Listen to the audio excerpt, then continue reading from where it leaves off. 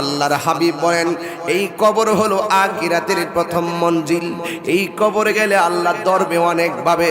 প্রস্রাব করে যে পানি লও না গেলে দরব, তুমি যে চুগুলখুরি করো গেলে দরব, মার বুকে লাথি মাইরা কবরে গেছো উপায় থাকতো না রে, উপায় থাকতো না।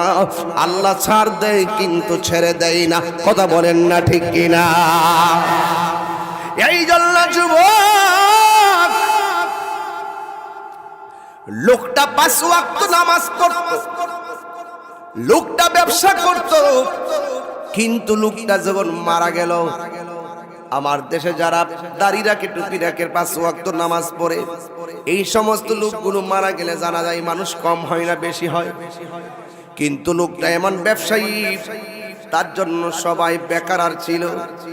এই লোকটা হঠাৎ করে মারা গেছে, মানুষ কাইরে লোকটা কেবল ব্যবসা করতো।